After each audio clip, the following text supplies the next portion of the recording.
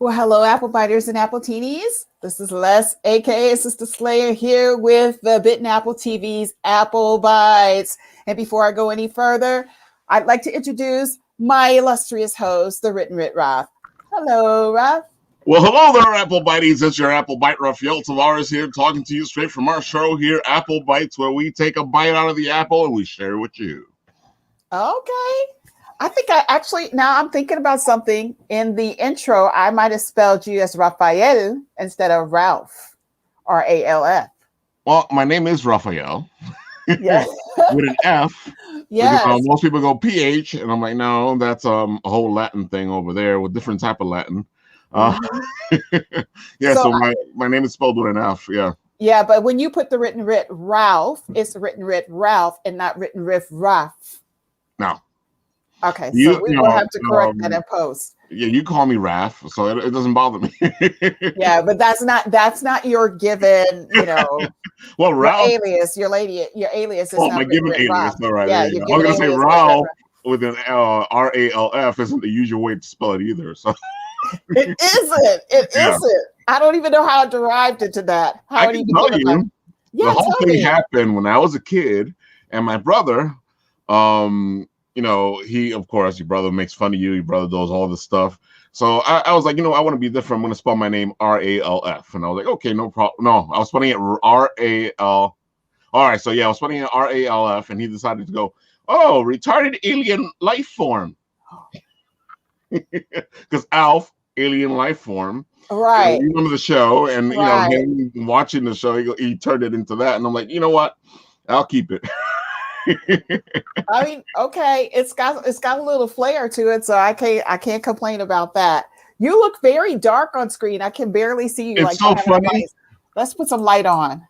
I can put on the light, and it'll show me up for a bit, but it's going to turn itself off. All right. Well, at least we have a little bit of a shine on your face for the first half of the show. So, ladies and gentlemen, thank you so much for hanging with us. We got a little late today. Unfortunately, but it is what it is. See, that's what I'm talking about. yeah, definitely. And a little shout out to my friend Magnus out there. Hello, Magnus. Magnus and I have been friends for a very long time. We were gaming buddies. One day I have to tell you about the time that I actually hosted a gaming party at my house and I cooked lasagna. Ralph was saying, Ralph, where was I? Ralph, you were not there. Magnus was there. My friend at the time, Rain of Tear, who always changes his name around. I don't know what that is now. It might be something else. But anyway, we had a ball. Gears of War. That's what we played. And we just 2 nights just straight up gaming. One of the best times I've ever had. So I want to shout out to him. But anyway, so today we're going to get into some quick things. My question to you is, did you or have you, well, first of all, let's just talk about this. We are still doing our series on Black History Month where we are featuring Black superheroes. Right. Hold on. Yes. I know, especially because, you put up the Black History Month in front of me. I know you saw WandaVision and you saw the moment. I didn't. You didn't see the moment. I did not get a chance to see it this week. I did not get to go see it Friday because I in my defense, I know I heard. I was told that I have to watch it before this week in pop culture before I go on there and do my little commentary on there. So I will be watching it today at some point, but I've seriously been inundated with all kinds of meetings this week. So I did not get to do all the things that I normally do, which is my viewing of some of the shows that I'm supposed to be talking about. So yes, I cannot wait. That show never ceases to amaze me. And I don't think that I have been this geeked out about anything since probably Black Panther. I'm not going to mess how geeked out I am about it. I'm not going to mess that up for you, but there's this moment and you're going to love it where, something happens and it's just that moment of, you're going to be like, oh my God. Oh gosh. Look. I was screaming. Listen, my husband, he thinks that I've lost my mind because there was a part that happened last week, which if I'm not going to give any spoilers away to anybody that has not seen the series and plans on seeing it, I freaked out I screamed, and he just looked at me. He was like, "Why are you screaming?" He's like, "Why are you screaming?" I just like, oh, I love the show. I really, really, really love the show. I'm so excited about it. And look, we've only got maybe 2 more episodes, and these are longer episodes that are coming up. But it is preparing us for this new Marvel world that is going to feature all these new some of the core characters and core backgrounds that we have not yet seen from TV or film. So I'm excited. Or maybe some from film too, maybe, who knows, maybe some bit parters. But anyway, so yes, we definitely will do a little brief synopsis of Black History Month. And then I just kind of wanted to say something real quick before we move on. The Bitten Apple TV is actually going to be doing an event today with Urban Action Showcase. As you know, we had Mr. Demetrius Angelo on our show a couple of weeks ago. And so they have opened up this new virtual world for this event and this expo. We're really excited to speak with him today. So if you can, come back again today at 3:15. I think that's when he has us, that we're going to be talking about the Bitten Apple TV, how the Bitten Apple TV came about, and what our goal, what our part is in the Urban Action Showcase that he has every year. So I'm really excited about that. So come back to our page, or you could go to his page, which is UASE, or Urban Action Showcase Expo, and check us out at 3:15. So let me go forward a little bit and let's talk about this. Yeah. This. Yo. Okay. So there's 2 themes of thought here. There's 2 streams of thought here.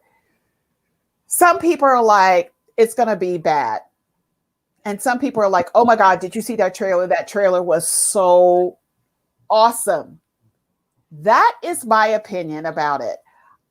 I know that Warner Media, HBO Max has not really been giving us what we want on a fan page, but people are still following them. And I am just praying that they don't mess this up.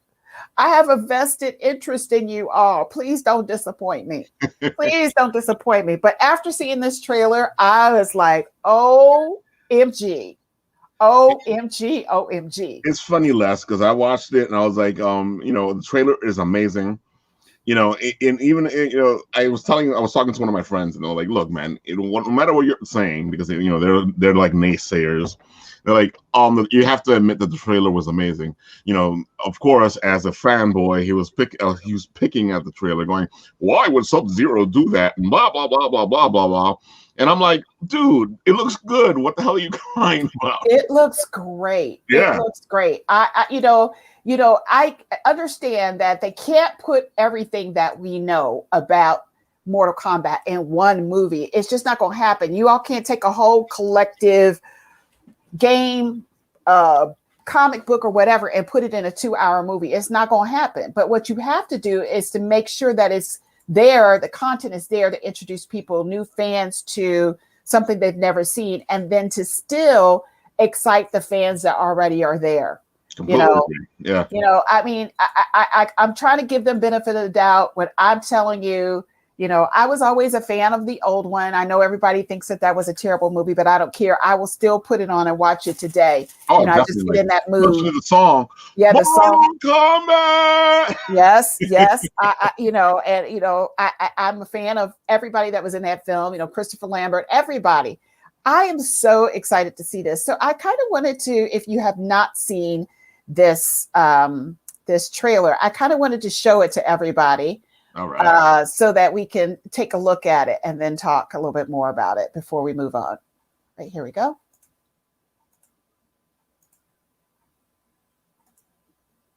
I feel like we're in the game, Leslie. It's like, yeah, exactly. All right, here we go. And a special thanks to Nerdist for providing this content for us today to view. First learned about this 7 years ago. On a mission in Brazil to capture a wanted fugitive.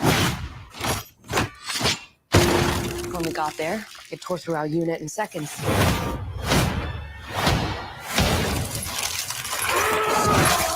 The target had superhuman abilities.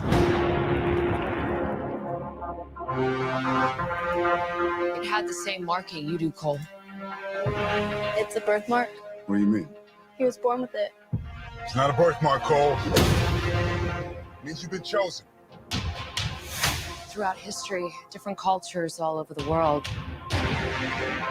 reference a great tournament of champions. That dragon marking, I think it's an invitation to fight for something known.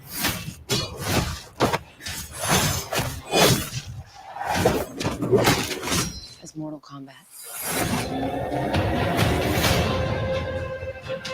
These are your champions. I'm Sonya. That's Kano. I'm Liu Kang. Thanks, Jax. Kung Lao. Lord Raiden, the fate of Earth is in our hands. No matter how many of my people you put in the ground, we will not fail. Kill them.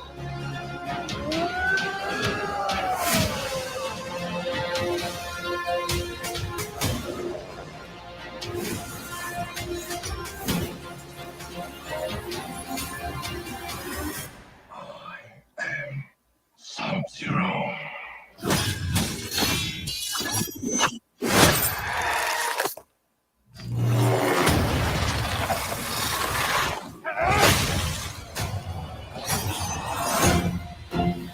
Get over here!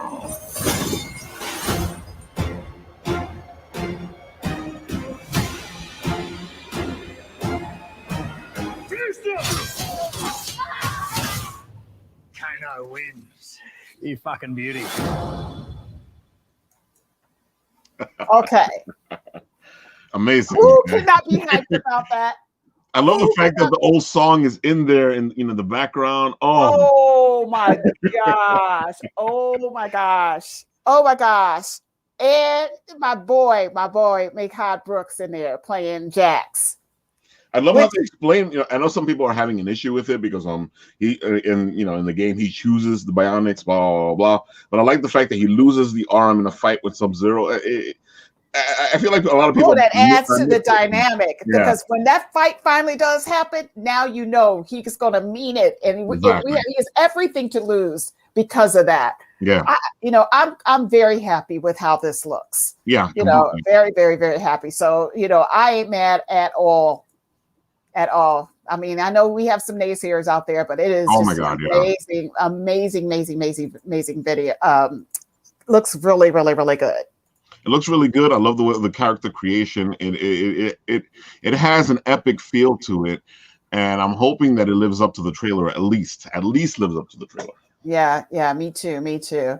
Well, since we are talking about Mortal Kombat and we are continuing with our series on Black superheroes, let's talk about Jax. Yeah. Let's talk about Jax. So if you don't know the lore behind Jax or the origin story of him, he's a special forces commander with cybernetic enhancements and one of the main characters from Mortal Kombat, the Mortal Kombat series of fighting games. He is the partner and best friend of Sonya Blade and father of Jackie Briggs and the godfather of Casey Cage.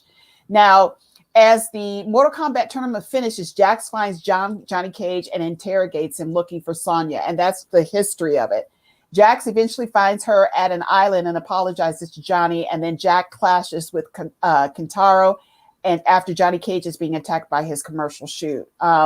There's so much because Mortal Kombat not only is there's different origin stories based on what we saw in the original movie, the lore that's in the book, the game itself. Exactly. But he is one of our really, really special, superheroes. I'm really excited to him. And I'm so excited that Mehcad Brooks is playing this character. He's perfect for it. Now, I follow him on Instagram.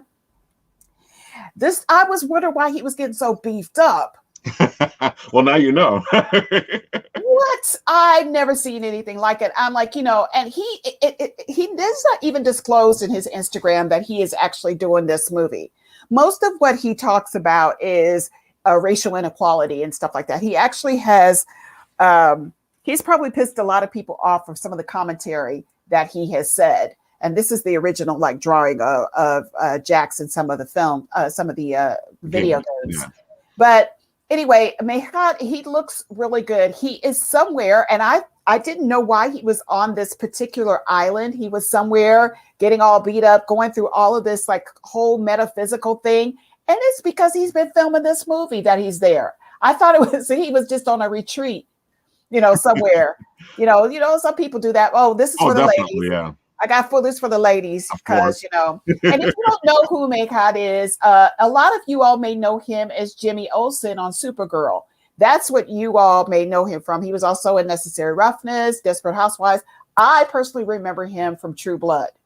So really great actor. I think he would be perfect at that. But that is Jax. Jax is one of our superheroes that we are highlighting today.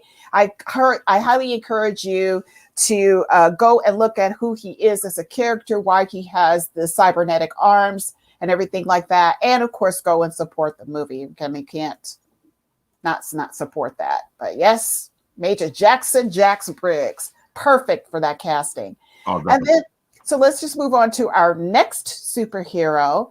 And our next superhero that we are highlighting today is Moon Girl.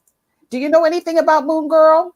I think she came in after I stopped collecting, but I do know a little bit about her. Her and the Red Dinosaur, of course.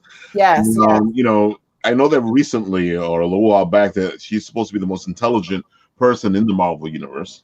Yeah. And I also know that they're actually making an animated cartoon or feature with her that's going to be coming out soon.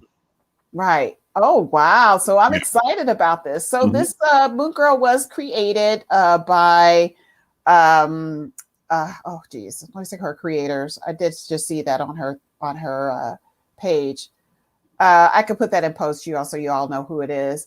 But she is a brilliant little girl living in the Lower East Side of Manhattan, and her fellow students at Public School 20, Anna Silver, frequently mocked her and called her names like Moon Girl because her name is Lunella Lafayette. I believe that with that Lafayette name, she might be a Haitian origin, especially living in New York City, I'm suspecting. But yes, she is one of the smartest people in the Marvel universe. And I'm so intrigued by her. I don't know very much about Moon Girl. Her creators are Reader, Montclair, Bustos, and Bonvillan. So I don't know very much with her, but I just looking at some of the pictures that I came up across this, she is admired by all the Black female nerds out there for her intelligence, her capabilities, what she's doing, and she's still just a little girl. I mean, what a amazing example of heroitude is represented in this child who's that smart. But yeah, it looks really great. I really want to read this. I mean, here she is. Look at how it's drawn. It's beautifully drawn and colored and everything like that. So I definitely would say go and look at her. So she's known for her strength, her integrity, her intelligence, her senses, and her experience. It's an amazing character, and it's good to see, especially because since she's a little girl, it's good to see this kind of representation. And I know there's little girls out there that really love the character as well, and I can see that why they're making an animated feature or TV show, because it would be a good character to showcase. Right. And the reason why she has this dinosaur, from what I understand, is that she is obsessed with Kree studies of the Kree. And somehow, I'm not sure, I mean, maybe our audience can tell us how she came across this. This dinosaur was on Earth 616, I believe. And this dinosaur somehow attached himself to her and became her, her partner. But his name is Devil Dinosaur. And I suppose his name is Devil Dinosaur because he's red. But how cute is that? It is really adorable. Cute. Really, really especially adorable. the little tiny girl with this big, gigantic devil dinosaur. Yeah. Yeah, the whole dynamic of it is so adorable. I love it. All right. So today, you all, we have two really important and special guests with us. Our first guest, I'm going to give you a little detail about her. She is a writer for indie comic books like Father, like daughter, and they call her the dancer. Next to her weekly comic book reviews on Comic Uno, she also currently works for Newsarama and DC Comics, DC Universe, with bylines with IGN, Fandom, and TV Guide. Yep. She has a bachelor's degree in communications and a minor in journalism through Marymount, Manhattan, and an MFA in writing and producing television from LIU, Brooklyn. That's so you to LIU, Brooklyn. Go ahead, girl. Ladies and gentlemen, without further ado, let's introduce our first amazing guest that we're having today, and that is Kathryn Calamia. Hold on one second. Come on in, girl. Hey! Kathryn, woo! I'm on mute. How's it going? Thanks for having me. Oh, it's going well. Thank you so much for hanging out with us and sticking here with us and everything. So happy to have you today. Really happy to have you. Yeah, I'm happy to be here. Wow, you are really busy. You are really busy. She's very busy. always really busy. Yeah, no, it's been great. There's a lot of comics coming out. They Call Her Dancer, which you just mentioned, is gonna Kickstarter in a few weeks. So getting that ready, just wrapped up an issue like Fall Like Daughters. Yeah, always keeping myself busy, which is great. Thank you. Thank you for telling us that. I mean, you have to be. You must be. Well, first of all, I have to say that you went to LIU Brooklyn. I did, yeah. That place is very special to me. I'm going to tell you why. But first of all, I say, hello, Mrs. King. How are you? I actually used to be a lab PA for a TA for one of the teachers there. And I was somebody that went to, he did neurological studies. He did, his name is Professor Cohane. And I used to go and bring out all of these samples. I had to go in the morgue every day and bring out bodies for people to do. Yeah, it was interesting. Yeah, that's awesome. Never been around so many body parts in all my life, like brains and spines and stuff like that. But you know, I love that. That was just like right up my alley. That's all you, yeah. Yeah, so it has a very special because I remember going to right after I would have class, before I would get on, and it's funny because we would get on the train and we would smell like formaldehyde. Me and my friend Redonda, we would get on the train because we had been around all this formaldehyde. But what is the name of the famous cake pie, the cheesecake place that's right across? Junior's. Junior's, yes. Oh my gosh. We would always go to Junior's. It's a very good cheesecake. In Brooklyn, you have to go to Junior's and get a nice chunk of strawberry cheesecake. Yeah, I agree. Great cheesecake for sure. Yeah, very, very, very, very, very good. But anyway, so tell us a little bit about what drove you to do this type of content, the kind of stuff that you create, and these particular characters that you write about. Yeah, I've always been a fan of character-driven stories. I think characters should speak before plot, even if plot is very important as well. But yeah, like Father Like Daughter was my first comic, and it's still an ongoing book. And with that, I just felt like the main character didn't really have a place in comics. They would normally be a secondary character. So the book's about a high school girl. Father left her, become a full-time superhero. Everyone in the world loves him except for her, and then she inherits his abilities. I feel like that type of character is like, the Cassie Langs, the daughter type characters. They're usually on the sidelines, and then you may see them every 5 years or whatever.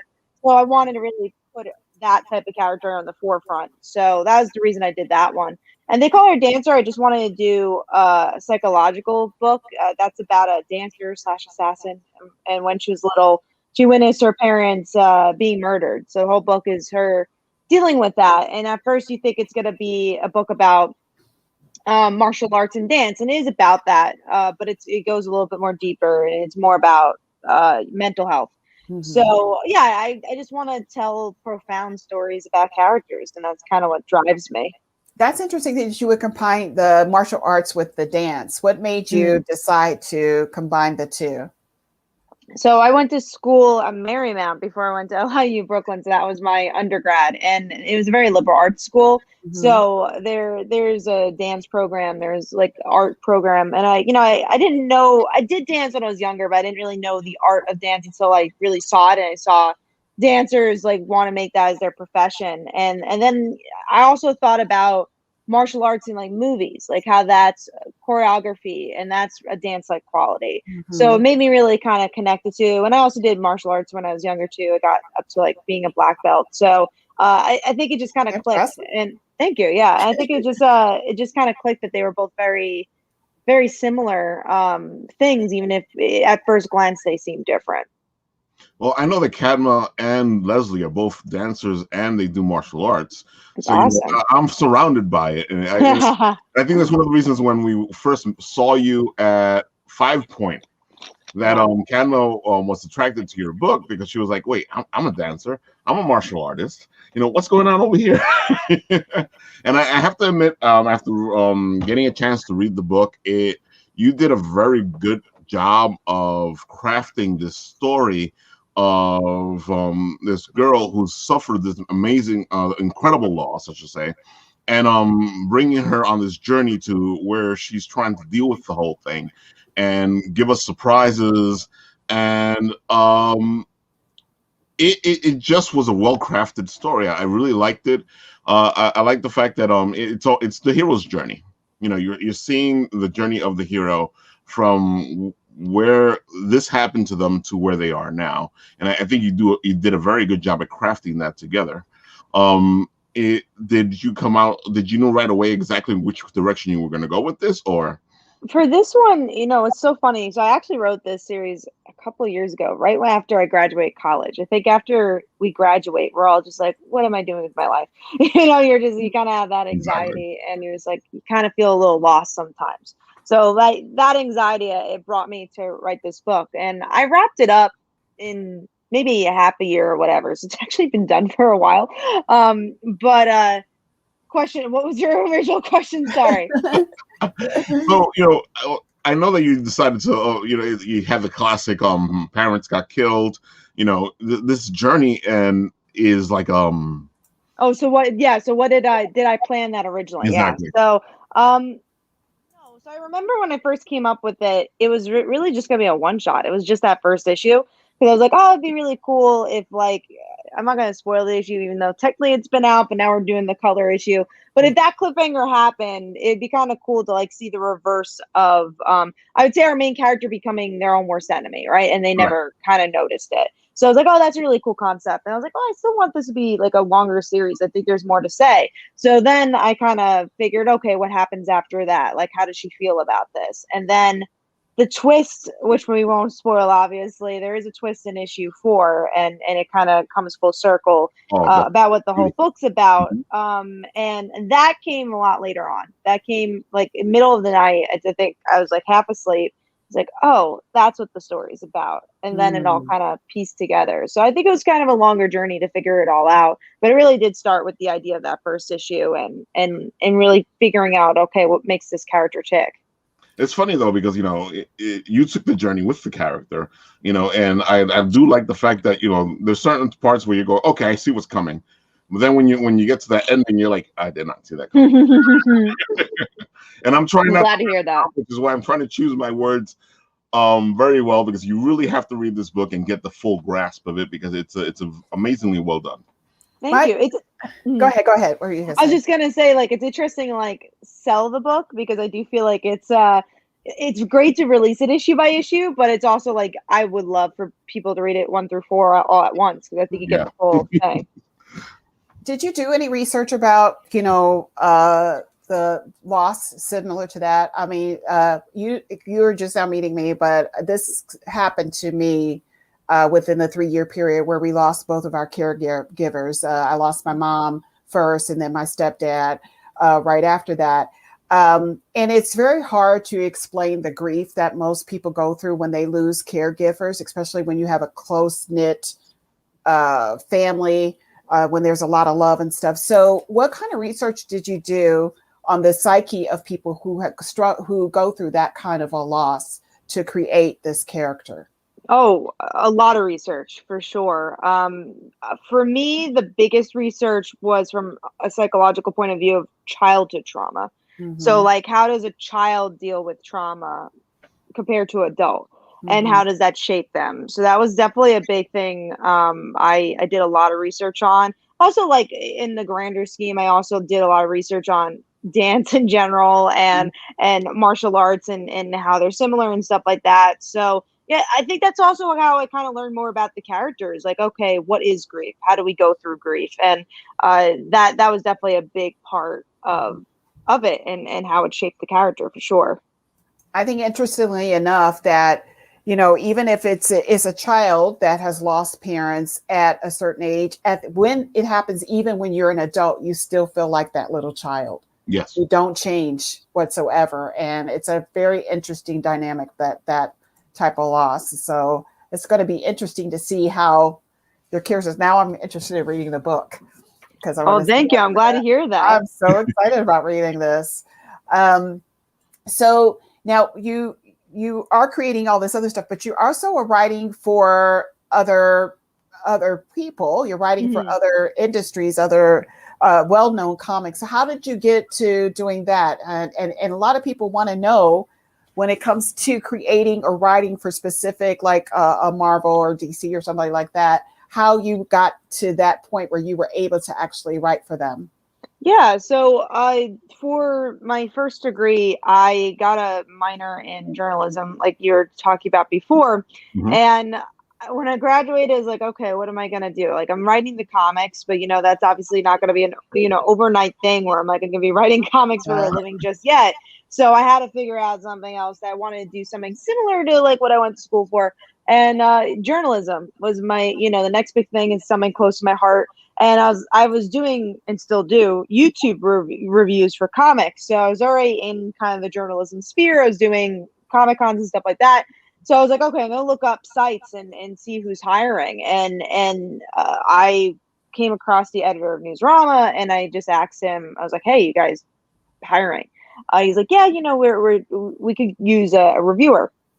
So I did that for a while, and then I went to San Diego Comic-Con that same year, and my boss said, like, hey, do you want to do coverage for us for San Diego Comic-Con? I'm like, yeah, sure, I'm there. Why not? Yeah, why not? Why not? Yeah, why not? I'll do it. And then he really liked my coverage, and then ever since then, I've been doing even more for them. So I'm pretty much their DC beat writer over there. So all the DC content, I do interviews for them. So that's been a lot of fun. And then the other stuff kind of came along with learning, you know, meeting people and collaborating with people and saying, hey, like, is your editor taking pictures? So I worked for IGN for as long as their comic book reviews were there. So I worked there for about a year. And then their comic book reviews stopped, which is why I don't work at IGN. But yeah, so I worked for them for a while. DC Comics, one of my friends worked there, and I pitched and said, hey, like, these are some articles I would love to write for the site.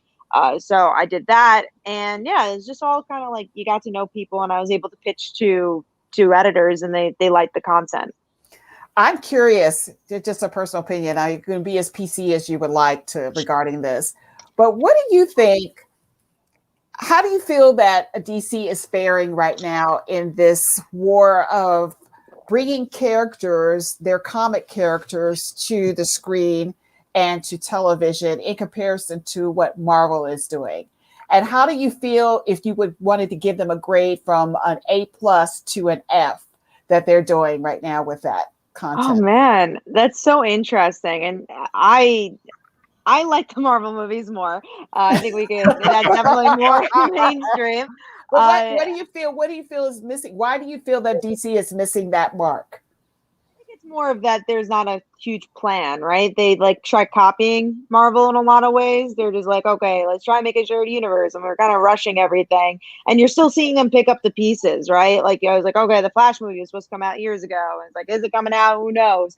The Justice League movie didn't do as well, and we'll see how I guess the Snyder Cut does. But yeah, I think it's more of just planning. They're just like, they wanted superheroes to do well without any of the real thought behind it. But then I think that's why movies like Wonder Woman, at least the first movie, did so well, because it seemed like it's its own thing. I wasn't a huge Aquaman fan, but people tended to like that movie. So it's just like, I think it just all had to do with planning, and I don't know what the future is going to bring. I think they're doing better with their TV shows. Like, obviously the CW shows are doing well, but really, like, it's really cool now because HBO Max are actually bringing a variety of shows, not just the Berlanti shows. So like you have Naomi coming up from Eva. I don't know her last name, but the director did Salem. Ava DuVernay. Yeah, and she's doing Naomi, and so it's kind of cool that we're getting to see different creators tackle these characters, and I think that's gonna hopefully do better for DC Comics. Thank you. I'm curious about that. A lot of people don't know about my day job, and so that's why I say I'm so vested in them doing well, because.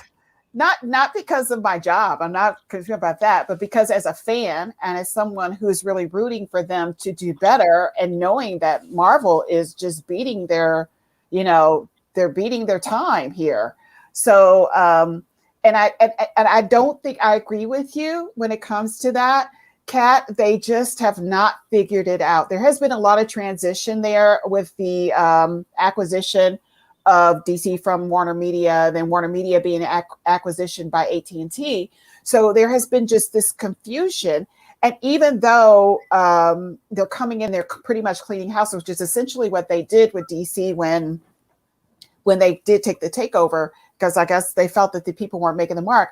I'm just like, okay, you've got hire the right people, hire fans to create your content.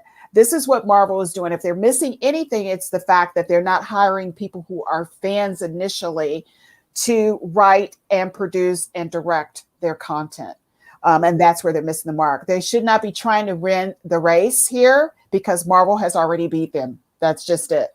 Marvel's way ahead of them. But what they should do is to start gathering the fan base behind what they are creating and making sure that it is correct when they do send it out. That's a really good point. I'm hoping like movies like Suicide Squad and stuff like that, though, is like, okay, maybe Suicide Squad 2. Yeah, and this is mostly our response when we hear they're coming out with stuff. They're like, maybe this will be it. Maybe this will be the one. Yes. I have to admit, that's exactly the feeling you get from DC is like, that desperate guy in the corner going, okay, I think this will do it. I think this will do it. Maybe this will hit. Maybe this will hit.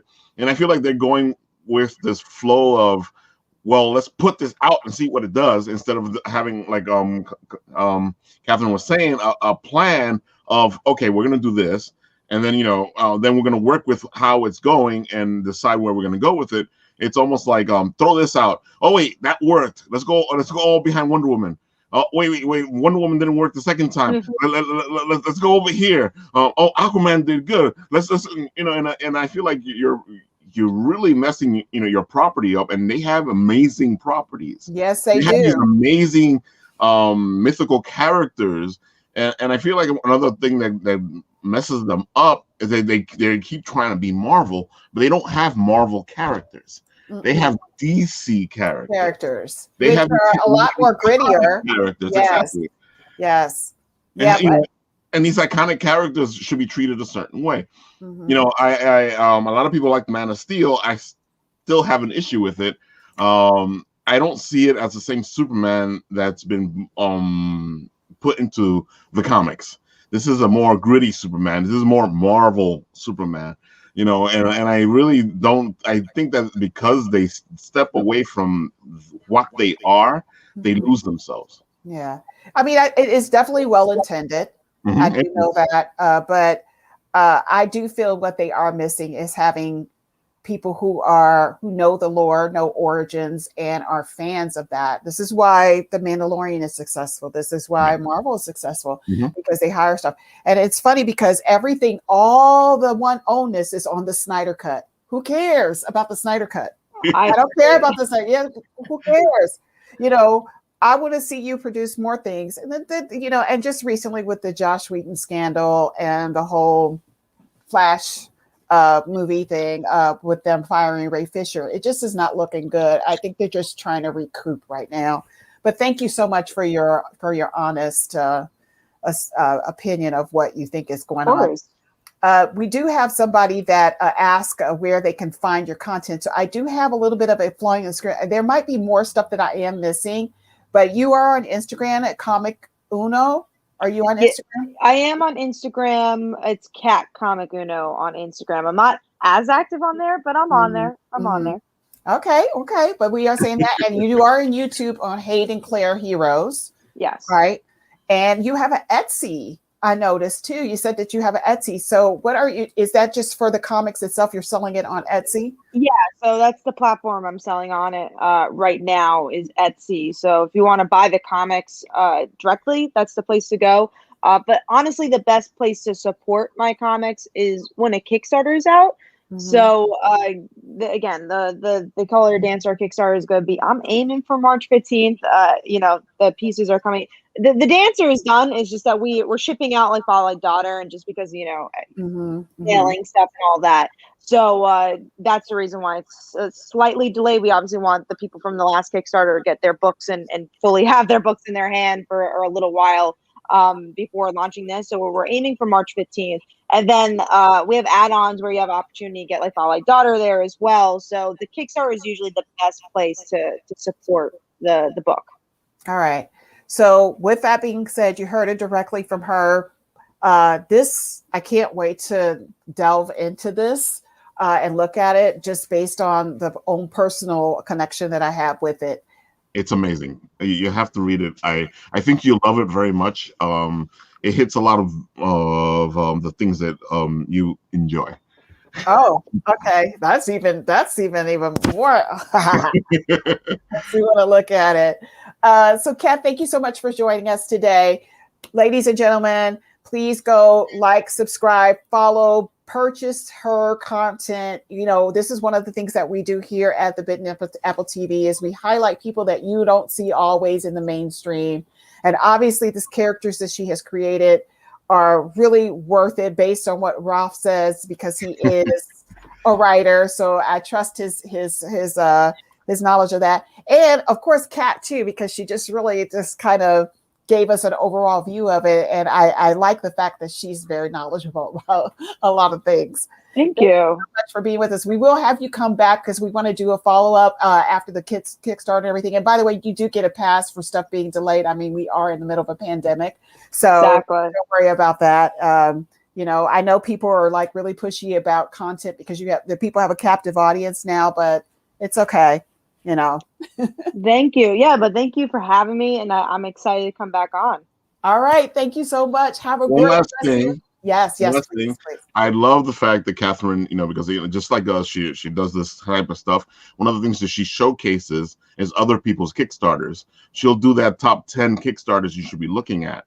And I think if you're looking for Kickstarters to support, follow Kathryn, and she will have this stuff because she does it once a month, I think it is. Yeah, once a month. Yeah. Yeah, and that way, if you're looking for a Kickstarter to support, you can see what she says about it, and then decide if you want to support it or not. Thank you. Yeah. When do you do that? Where do you do that? Do you do that on YouTube, or do you do it on Facebook or on YouTube? So I usually try to make a Facebook post like a couple of days before saying, hey, is there any Kickstarters out? And then people can share their Kickstarters. And then I'll look through all the Kickstarters on Kickstarter and do a whole YouTube video on it. And usually the date is sporadic. It's always once a month though. So it's usually 4 weeks after you're going to get that video. All right. Thank you. Well, you heard it, folks. If you have a really good Kickstarter out there, and is it subjected to just specifically comics, or is it? It's comics. It's just comics for this one. Yeah. Okay. Oh, wow. Melanie says worth waiting for. Yeah. Thank you. All right. Thank you so much for being with us, and hanging out. And we will see you really soon. Good luck with everything. We're rooting for Bye, you. guys. All Thanks. Right. Bye, guys. Bye. All right. So let's go on. I know I'm trying to drive through the show. We got another show at 3:00. Yeah, today's back to back. Yeah. And I was planning something for 5 o'clock, and I'm not sure if I'm going to do it. And well, listen, this is it's a blessing. It's a blessing. It is a blessing, to have this much, focus. So definitely. Yeah, definitely. Oh, she's awesome, by the way. She's incredible. You have to watch her stuff. She was great on the show. She's great when she because she actually breaks all this stuff down. Mm-hmm. She lets you know why you should check things out, especially when it comes to Marvel and DC, because she writes her own articles about both the things, and she has a comic review of the books coming out. So if you want to see if you want to read something, you can see what she says and decide, okay, maybe I should check this worth it. Yeah. Oh my gosh. I mean, she's a resource. Oh my God, she is. That's why I wanted her on the show. I was like, we have to get you on the show. Oh, we have to definitely have her come back. Yeah. So let's talk about our next guest. So I met our next guest like 2 years ago. Was it 2 years ago? I think it was. You might have been knowing him before that. Yeah, you might have been knowing him before that. I know. I think we, the Bitten Apple, have been covering and hanging with him and talking to him for like 3 or 4 years now. Oh yeah. So I just met him like at the event, but exactly. Just let me say this. You know, we do have something in common. Both of us are here in Newark. I just will say right. that. You guys are all both Jersey, yeah. Yeah, we're Jersey, Newark people right now. But he is an educator, an engineer, a writer for Sci-Fi comic book series PB Soldier. He is, like I said, from Newark, New Jersey. Something that was once his childhood hobby has springboarded into a passion to change the face of comics. He is dedicated to inspiring young people to be science and technology leaders who excel academically, succeed professionally, and positively impact the community. He is, like I said, a New Jersey native and New Jersey Institute. He went to the New Jersey Institute of Technology, St. Peter's University, and New York University. And he is a graduate of these, the New York Institute of Technology, St. Peter's University, and New York University. He is also the founder of Newark's Comic Book Festival and Animation Film Festival, Kim Comic Fest, and Kim Animation Film Festival, which we call Kim Fest. Kim Fest. He is also a 2-time Lift Comic Awards Urban Action Showcase nominee and 2020 Pioneer Lifetime Achievement Award recipient, an engineer and a writer who regularly travels across the country speaking about diversity and using comics to teach STEM or STEM. Published works include self-published sci-fi comic book series PB Soldier, The Awakening and Jason, I'm not sure if I'm pronouncing that right, The Rose That Grew from the Concrete, short stories such as Occupy Renaissance City and Terrorist Act of 2011, and director-writer PB Soldier, The Awakening short film, and PB Soldier animated short. He is presently the principal of Malcolm X Shabazz High School here in Newark, New Jersey. Yeah. How can this man do all of this? The first convention for ChemFest that we went to was in the high school. Yes, it was. Oh, it was so beautifully done too, by the way. So without further ado, you all, please let us introduce to you our friend, Mr. NASEED Gifted. Hello. NASEED Gifted. Woo! Hi. How do you do all of this and teach school and be the principal at a school? Exactly. Oh man. Well, first, thank you guys for having me here. Peace and welcome. Peace and blessings to you. Great to see you guys once again. It's late nights and early mornings. That's all I can say. Late nights, early mornings. You sound just like us. Working on Saturday. That's what happens. Yeah. Oh my gosh. It's so commendable. It really is. But you know what it is? And I once heard that intelligent people only sleep about 4 hours. That's what I heard. That you only sleep about 4 hours. I might get 6 some days. Yes, I definitely don't get 8. I'll tell you that much. I won't. Oh goodness! No, you sleep when you off this planet. That's what you say, because you got to do a lot of work while you're here. Well, thank you so much for being here. I don't even know where to begin. Let's talk about the Kim Fest because that's where we met you. And I know Ralph and Kathryn have been knowing you longer than I had been when I met you 2 years ago. But tell us about this festival because it is so unique. It is so unique. It is so family when we go to this event. That's, outside of the fact that I do love it too, that it's only like 15 or 20 minutes away from me instead of going somewhere else, Well, I mean, and that was part of it. One of the things that happened when we looked to develop KimFest was me being a comic book creator and everything. I was traveling all over the country to participate in different Comic Cons and comic book festivals. I started off with ECBAC, which is East Coast Black Age of Comics, and then went to Motor City Con in Detroit, went to Sankofa Con in Atlanta, and I said, wow, like I'm traveling all over the country. We need something like this here in Newark, New Jersey. We don't have anything like this in Newark. We had a Comic-Con that was going on, but nothing that was geared specifically to Black creators of animation, gaming, as well as comic book creators. So that's where KimFest came. But before we actually did KimFest in 2015, I spoke to Yami Odom, who is one of the founders for ECBOC in Philadelphia, and just asked for the blessing. You want to talk to the elders and just get the blessing for you sanctioning the event, and he gave us total blessing. And then next, we started doing KimFest, and now we are up to our 7th annual. We're up to our 7th annual this year. So we've just been pushing and highlighting and making sure that this was the nexus where the now generation gets to meet the next generation of creators. And that was pretty much what it was. And then just had a focus where we allow them, the individuals that are participating, to educate them on not only because you're passionate about gaming, animation, anime, and all of those other things, that there's a career opportunities there for you. And especially in STEM. A lot of people don't know that just because, you're into gaming and animation and comic books, that there's opportunities in STEM. And being that we are the smallest minority in the STEM fields, and a lot of that job opportunities are being outsourced, we want to be able to expose and get more people into the pipeline to be successful in those fields. Can you tell the audience who they don't know what STEM is, what the acronym means? Yes. So STEM stands for science, technology, engineering, and mathematics. Yes. So that is, and there's a number of career paths that are attached to that, from the medical field to computer engineering and so on and so forth. Everything that is technical, that goes through what I say the engineering process, build, design, and modify. That is all tied into the STEM path, the STEM pathways, because these are problem solvers that look to create solutions for the problems that are going on, within our society, as well as within the community. I think one of the things that I find at working at a tech company right now is that it is very hard to find us there. Yes.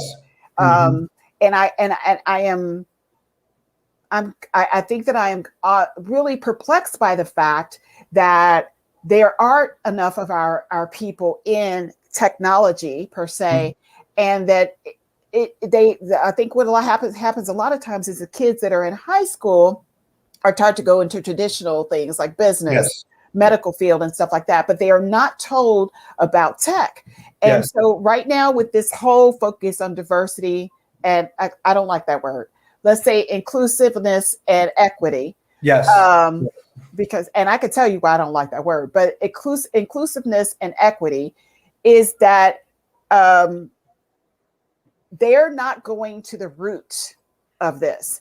They're not making technology fun for people to say, or showing it that it could be lucrative for them to do this. And it's also usually creative, the capacity that you can have.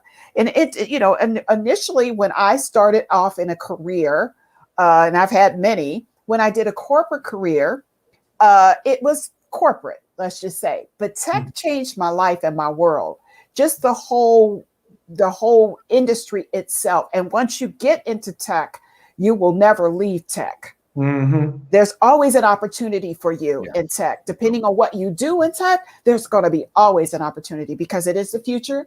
It is always going to be the future.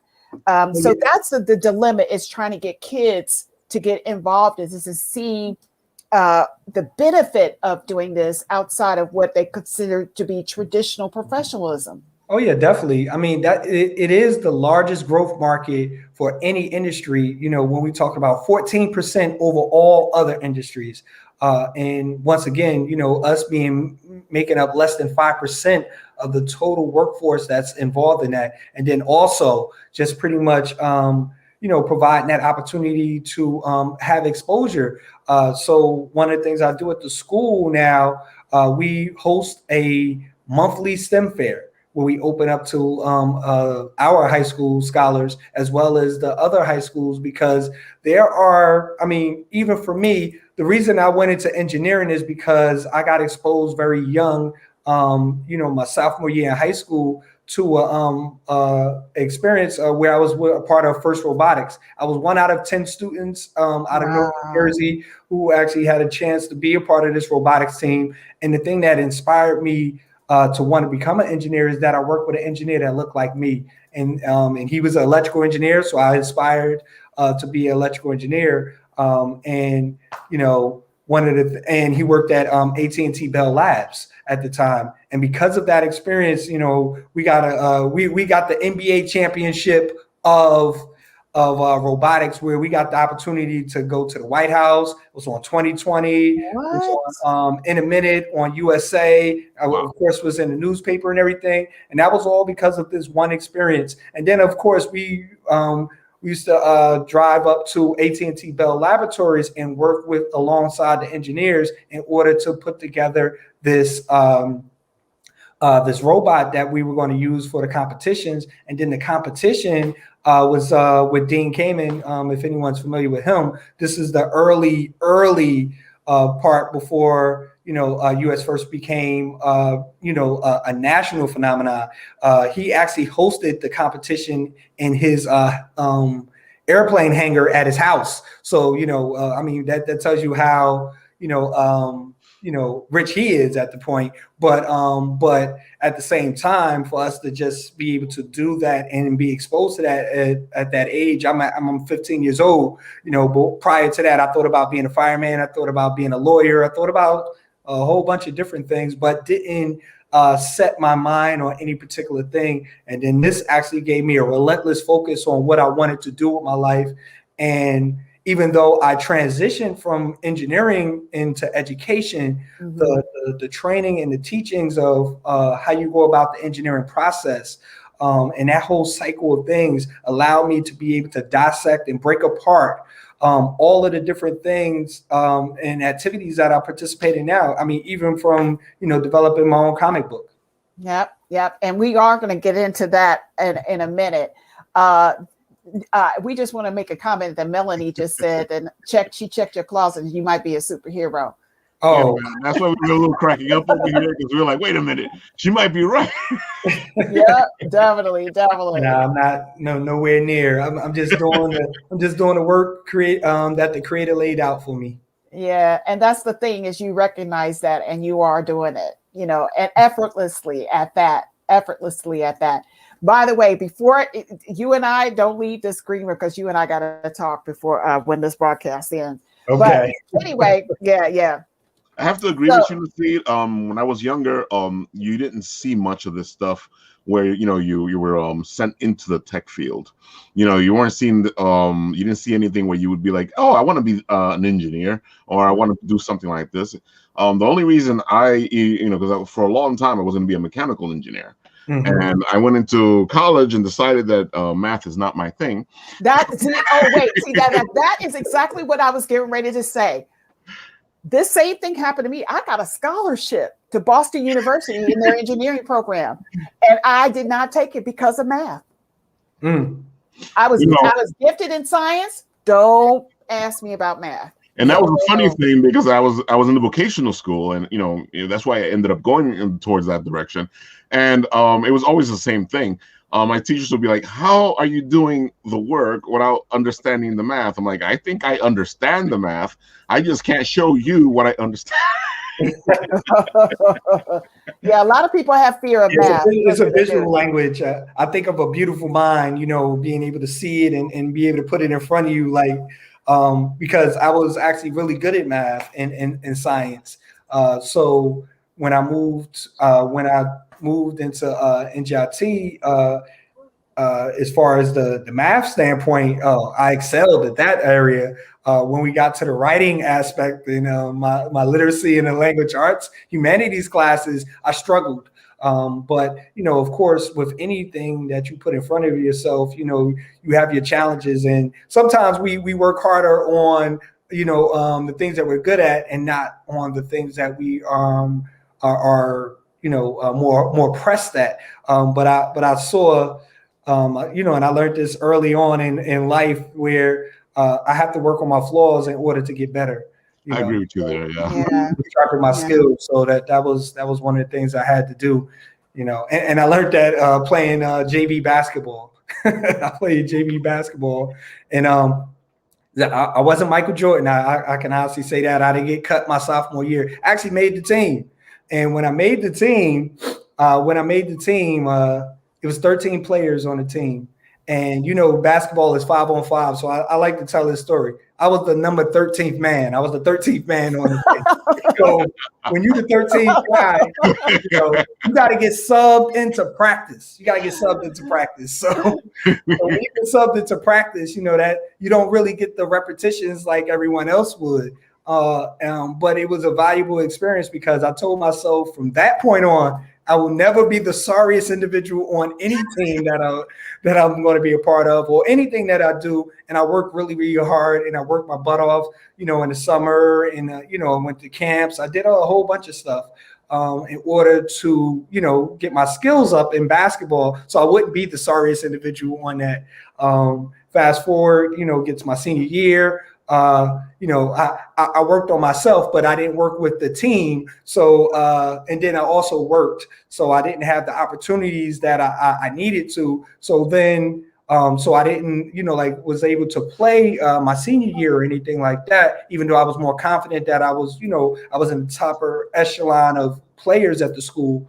But then continued to, played in college and did intramurals and did recreation leagues and still playing up until today, because of that lost time of, had to prove to myself that I was better, than what I was then. Yeah, that you know what? Whenever somebody starts off a story with like I was the 13th man, I'll be like, oh, this is a good story. Oh my God! Came down from the bottom. Came from the bottom. Yeah, I'm reading the comment and how they were talking about how they learned math as an adult. I mean, it's not where you start; it's how you finish, and that's always been my thing. I know my name is NASEED Gifted, but I had some gifts, but a lot of the stuff that I'm able to do is because I work really hard at it. Long nights, early mornings. Waking up at 2 a.m. to study when the house is quiet in order to get to where I am today. Best time to study, best time to work, early in the morning. You don't have a writer, I know that 4 a.m. is beautiful. Yeah, my friends say 4 a.m. is the greatness hour. I'll say, exactly. Wow. Greatness hour. Okay, I need to be a part of greatness.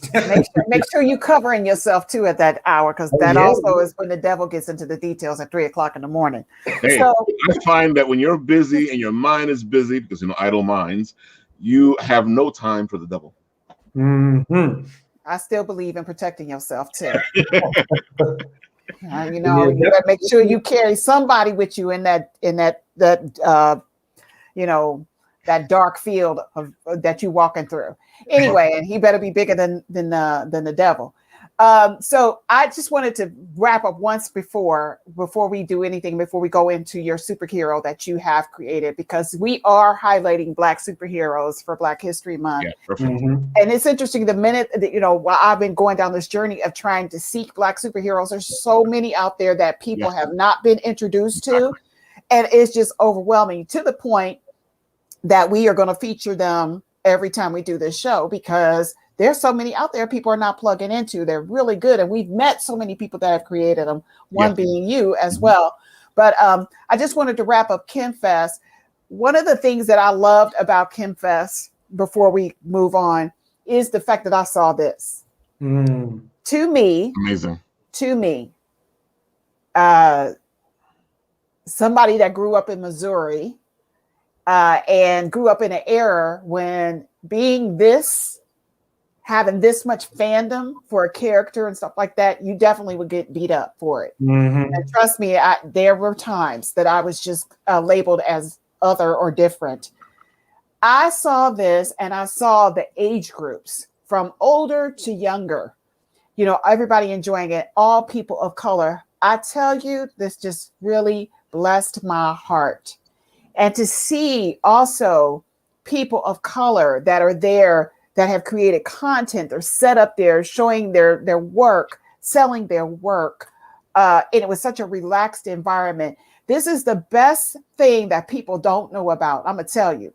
If you're in New York City right now, and after COVID and everything is over, even now in a virtual setting, you're missing out on this over here in Newark. You're missing out on it. Leslie, because as soon as we went to the first Chemfest, especially because it was in the high school, which right away caught my attention. I was like, I have never been in a high school doing a convention, so that was one of the first things I was like, oh, this is great, and it's one of the things that we at Bitten Apple always try to make is Chemfest, because we think it actually showcases a lot of ideas and of heroes that we don't see all the time. And, anytime Chemfest comes up, I'm like, okay, we need to make some time. We need to make some room. Let's go do this. Let's go do it. We definitely appreciate the support, the support and love that you guys been pouring into Chemfest for the last, almost 7 years, because I believe you guys been to everyone besides the first one, I believe.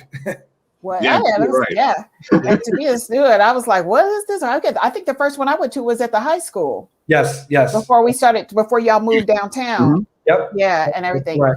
So let's talk about your character that you created, PB Soldier. Yes. And I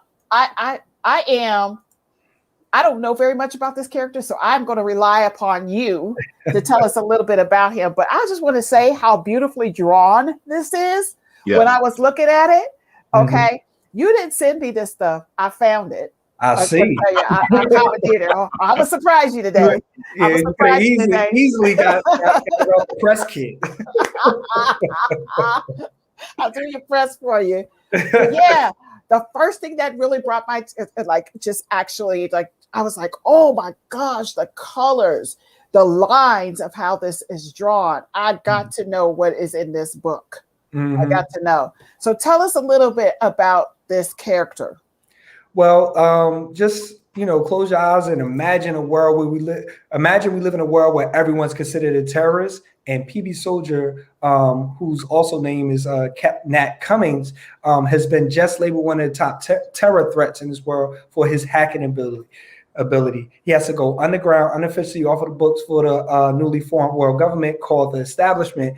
And as he's getting trained as an assassin, he actually starts to see visions of a life that's not of his own, which is actually his ancestors trying to hack into him while he's hacking into the world. That's when the story kind of kicks off, where he's trying to get an understanding of what's going on in his present world and how it connects to his past, and hopefully pave a pathway for the future. And that is the premise of PB Soldier that we've been working on for the last 8 years. Where did you come up with that story?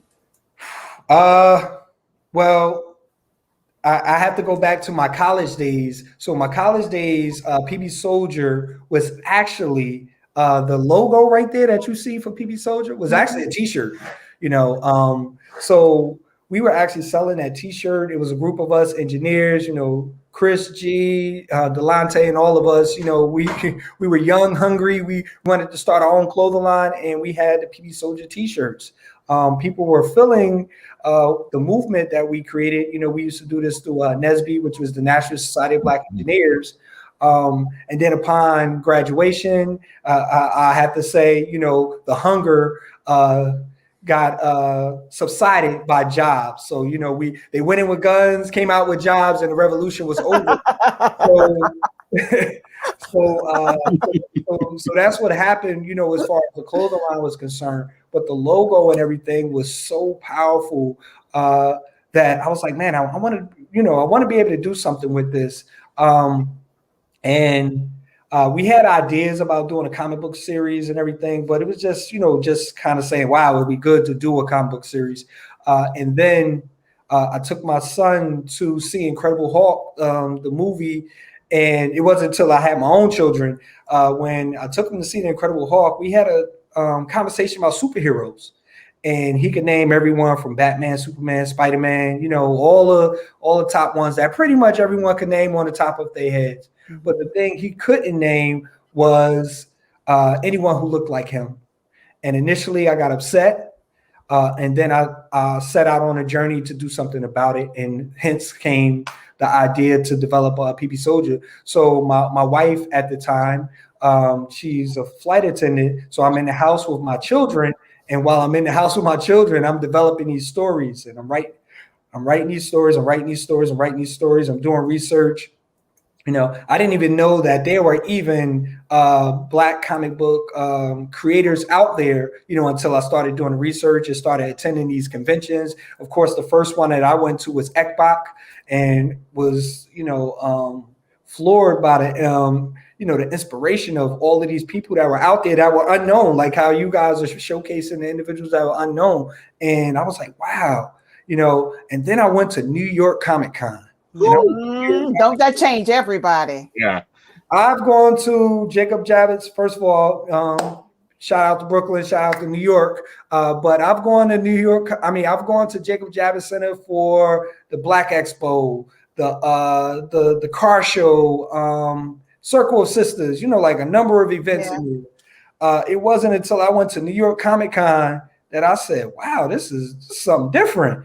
First, when I walked up to the building, the line wrapped around the block before you even get in the building. I was like, what? Well, what is this? Like, what's going on here? And then you go inside and you see thousands upon thousands of individuals, Black, white, Chinese, you know, Italian, you know, every different ethnicity, young, old, you know, male, female, everyone who were a part of this.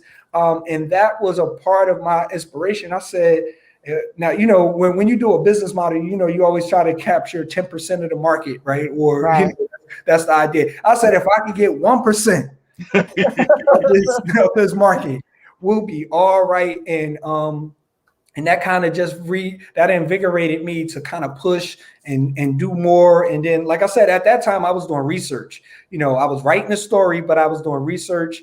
And then, you know, kind of developed this whole world of characters and, you know, kind of fleshed out the story. And then as I'm developing the story and being an educator and just kind of talking about, you know, I wanted him to not to be a stereotypical character. I wanted him to have depth. And that's where the whole fact that, you know, he's a computer hacker and everything, and getting an understanding of that. And then that highly developed a platform for, you know, using comics to teach STEM, and been doing a whole, you know, education series on that, as well as at the various comic book conventions doing that as well. So that has been, you know, super successful. I have a whole workshop series, you know, for my I guess my Marvel fans out there, you know, how Spider-Man taught me my first physics lesson. And I'll do that with educators, adults, you know, just to be able to let them know how to be able to take something that's a more complex topic and make it into something that's fun, engaging, and something that they can actually wrestle with, regardless if they are in middle school or if they're 65 years old, and understanding, you know, various concepts. Wow. And you actually did. Now, what I did read and stuff, like you actually did like a short on PB Soldier. By the way, what does PB stand for? So PB is his hacker name. So so his real name is Nat Cummings, but PB is his hacker name. So it's Citon. Citon is a particle that he sends into the net to be able to hack into systems. Blacklisted. So he's Citon Blacklisted Soldier. So he's been blacklisted because of his hacking into all of these, you know, various platforms and sites and everything. Nice.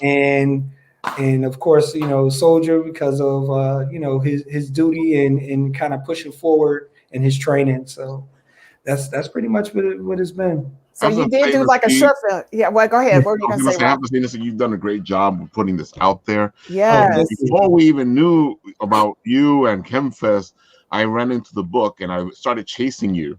But I know you probably remember this. It was like, okay, we need to get you on for an interview. And it's so funny because we never got that interview until we ended up in ChemFest. Yep. I remember. I was chasing you for a while because I found the book and I kept running into you. I kept running into you in malls. I kept running into you in other conventions. And I'm like, we need to get this guy.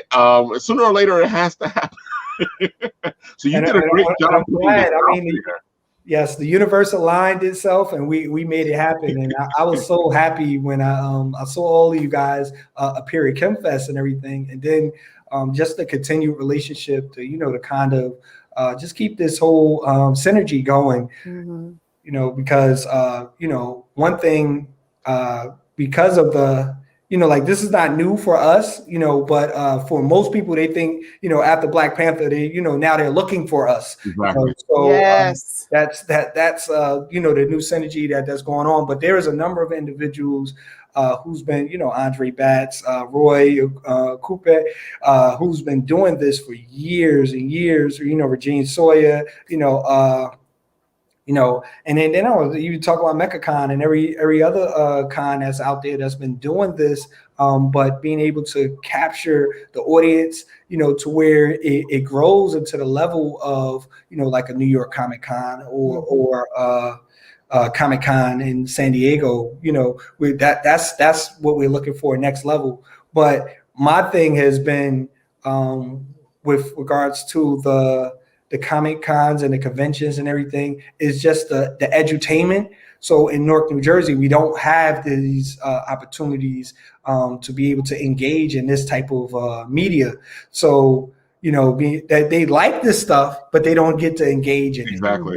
So being able to empower our community to be able to even know that this is even exists, that you can enjoy it, have fun with it, and also have a career opportunity or a job opportunity that comes along with it because you are interested in it, and because you're interested and passionate, that this could be some lifelong thing that you could be doing. I completely agree with you, because when Leslie and I did that episode, what was it? We did a panel for Imbion Con, and we started talking about all these superheroes of color, and people were like, I didn't know there were so many, and it kind of took me aback because I've seen these heroes all my life. Whether I got lucky or whatever happened, I've seen Luke Cage, I've seen Brother Voodoo, I've seen all these heroes, and some that weren't even on the spectrum. So to me, they've always been there, and I like that because I'm like, okay, they're there. You're just not looking. You can't be so surprised about how many heroes we found. It means that you're not really looking to find these heroes out there, and I think it's a disservice to themselves that they don't get a chance to actually enjoy these heroes. Well, I have to say, and I disagree with you to a certain point, and the reason why is because before the internet, we had no access to this. And for somebody who was, maybe it's because I like research. And as a writer, that's all I do is research. I've always been able to find stuff that I guess I shouldn't be into. No, well, that's not. I mean, that is you. But I'm just saying, for somebody who was introduced to comics in the 70s, I did not see this. I knew that there was a Black Panther. I knew there was a Luke Cage, but that's pretty much limited to what I knew. It was not until I delved into this community that I started seeing all the different people of color. But you are from a different generation than I am. Actually, no, I started in the 70s as well. But you're much younger than I am. Yeah, but I saw more heroes than you in the 70s. Well, you were also in New York City, where I was in Missouri. There we go. So there's the difference. So that exposure is definitely, because for me, growing up in Newark, New Jersey, there was a comic book shop right downtown that I used to go to. Shout out to Fortress of Solitude. Oh man! Wow! We've been holding it down for years, but that's where I started collecting my first two titles, which was Spider-Man and X-Men. Then of course branched off into a couple of other titles, and then Basketball Girls and everything. And I kind of put the stuff to the side, but still, you didn't want to let nobody know that you was looking at those. See, that's the other thing. I think you hit right upon it too. When I was a kid and I was looking at this stuff, it was frowned upon, especially as a Spanish, as a Latino growing up. You're reading what? What's wrong with you reading comic books? That's not for us. Why are you looking at that? And it was the same thing with a lot of my other friends. They will be belittled for doing it, especially a Black or Hispanic looking at a comic books or enjoying comic books or being a geek for comic books, I was made so much fun of as a kid because of it.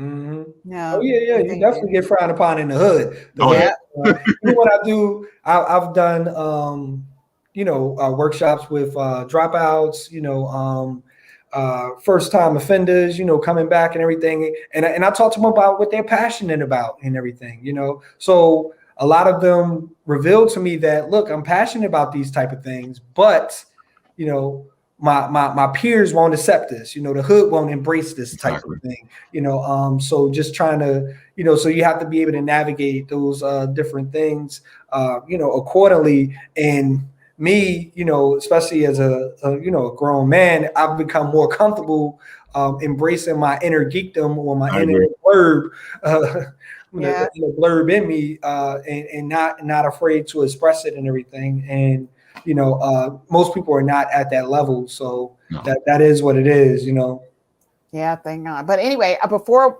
we are getting ready to wrap up, but I wanted to say something. I was trying to ask you about this. So you all did a short film, or you did a film, was a full-length feature film of PB Soldier, or a short film? It's a very short. It's a short. Okay, what's a short? It's a short. Yes, like what, a 15-minute intro? We're working on doing a more complete film as we are looking to raise the funding for that. So we already have the script ready for us to do a full animated feature. So we had that, but we actually we actually have the studio that we want to do. We're trying to work on the fan base and working on the funding to be able to make this a reality. So that is the next step for that. But we also have the graphic novel that we have. Oh wait, let me bring you up on this so everybody can see this graphic novel cover. Hold on one second. Let me bring you up. Pull that up close. Yeah. Oh, that's nice. Yeah. Ooh. And then also, if you look real closely, we have our, gotta go here. I'm sorry. You see STEM Inside logo, STEM Inside logo, which connects to the concepts. So as well as you're being entertained and enjoying the storyline, we're actually introducing STEM concepts and everything within the book. So that, of course, that ties into the educator and me. But we didn't want it where you're looking up definitions and everything else. We want you to understand the concepts and relate to them, and then almost by osmosis, like, wow, I'm actually learning something about this stuff here. Well, you must be the coolest principal in the world. I tell you, I've never had a principal this cool. Oh, that's during the pandemic right there. That's what we called our pull-up graduation. So as you can see, we are on the streets. Oh wow! We're in York, New Jersey. We built a little float, and we took that float to all of our graduates' houses to be able to celebrate them. Because they worked 4 years to get to this moment. And then, of course, because of the pandemic, we couldn't have a graduation. We were supposed to just have a virtual graduation. And it was a 3-day journey, but it was worth every minute of it. It was worth every minute of it.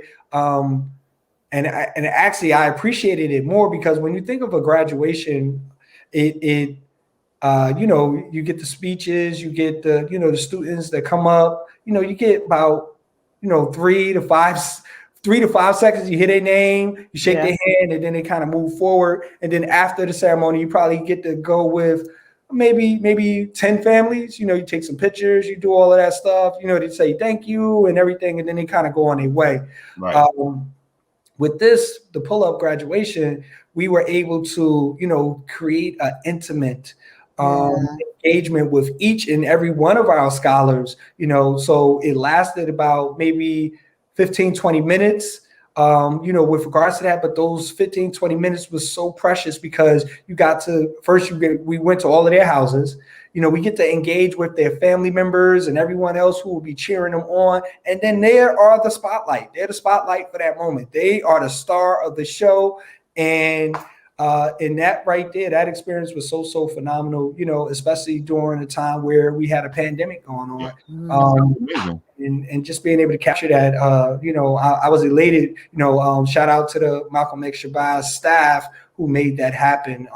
That was, like I said, I was exhausted after, but I loved every minute of it. That might be something that people are going to be doing. A lot of people are thinking that all of this stuff is going to go back to what they consider to be normal, but some of the things that we've implemented during the pandemic have been hugely part of us being more connected because we're so shut down and everything like that. So that might be something y'all might continue in the future. Just driving by somebody's house and having that moment instead of just having the outside graduation where everything is like, get your diploma, shake your hand, they mention your name, and then because of the pandemic, it won't be no shaking of hands. It's just you know what I'm saying, but what I'm saying, countless and doing this, right. But well, in the future where we can do that, you might still continue doing this parade of going to people's houses, and because I think that it's so encouraging for kids to go through 4 years of high school. You survived it, and high school is hard, and you survived it, and did that. Now, go ahead. What are you going to say? I was going to say it was funny because we were broadcasting it on, Facebook and Instagram. So initially, like we had about maybe 50 of our scholars who signed up because, you got to sign up, for us to come to your house because we had to develop a roadmap for us to get to all the different houses. Then when they got a whiff of what was happening and the fact that we had a whole, like before we pull up to your house, you hear us because we got the speaker, we got the, the announcements. So we pulling up to, the music and everything. And then the whole neighborhood comes out. And once they got a whiff of that, everybody's calling a senior advisor. One kid wasn't ready, and the parent begged us, like, please, can you please come back? Can you please come back? Because they experience. So I mean, like I said, it was super phenomenal. Might have to have Mayor Baraka show up. You never know.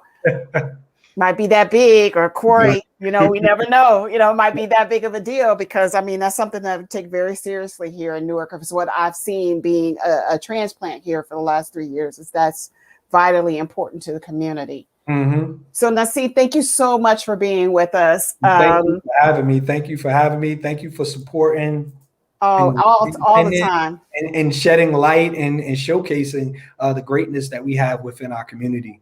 Yes, and anytime, all the time, 100% on that.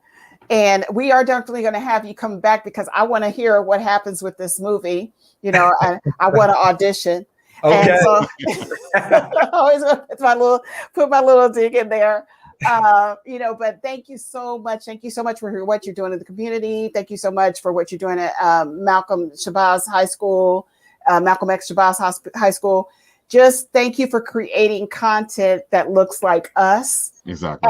And thank you for shedding a light on, wait, let me pull you up on that one. I want to see that poster. Hold on. And while you're doing that, let us know where we can find you, where we can get the books, where we can help you out. Yes, definitely. So you can find me, as you can see, running across the bottom at PBS Media. So pbsmediastudios.com. That's PBS Media Studios. On Facebook, I am just NASEED Gifted. On social media, I am Principal Gifted, but also PB Soldier at PB Soldier as well. You could and at PBS Media Studios on all platforms. So at PB Soldier, at PBS Media Studios, even at KimFest. We forgot about that at KimFest. Make sure we throw that out there, KimFest as well. And shout out to the KimFest planning committee who, comes through and through each and every year to make this thing possible. It's just not me. And I don't want to, and please, I don't want to make it seem like it's just me. It's just a one-man team. I'm not a one-man band. We know. It's a number of individuals that help make all of this possible. I just happen to be in the forefront of it. But shout out to all those individuals that make this happen. That's Delante, Kaz, Abel, Maniola, Vanetta, Shahabuddin, Aset, Davion, Peace, you know, and you guys all know Peace. Peace is the biggest, who doesn't know Peace? biggest promoter, Jaquetta, you know, and all of those individuals. Oh, you forgot your DJ. Oh. Show enough. Oh, wait. Because you know he gonna say something. You know he's gonna DJ say Show. something. Yeah, DJ Show. He's always been a part of you know, everything that we've been doing. And then because he's been doing, you know, he was doing KimFest, he's actually been doing an Urban Action Showcase and a number of other events because of it. You know, so shout out to DJ Show, you know. I mean, you know, like I said, it's a community effort to be able to do all of this stuff. And like, I just happen to be on the ship while it's sailing, you know, but we got holes and leaks and everything. So we building the ship as we go too. I never see it. I never know. Look, the passengers don't know. Good job. We don't know, right? Right?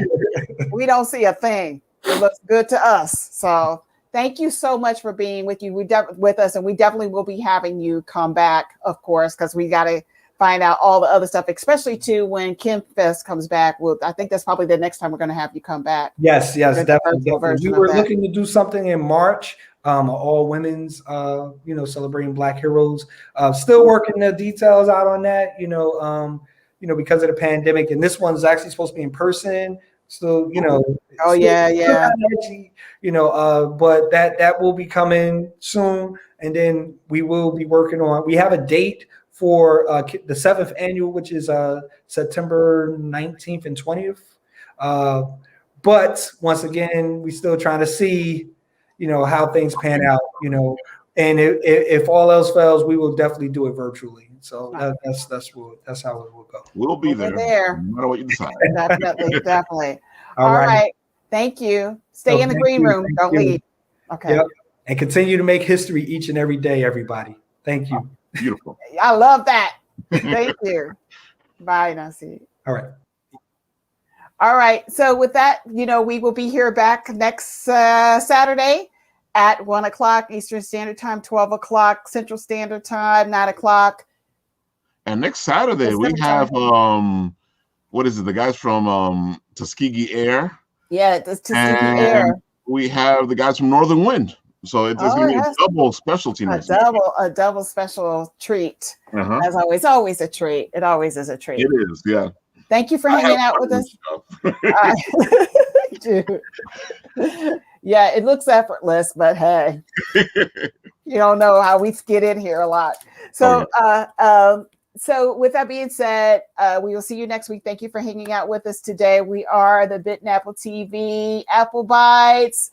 And thank you so much for everything you do and for all your support. Please go like, subscribe, follow us on Instagram, YouTube, Facebook, Twitter, even, I think we have. Yep. So with that being said, take care. Have a great Saturday.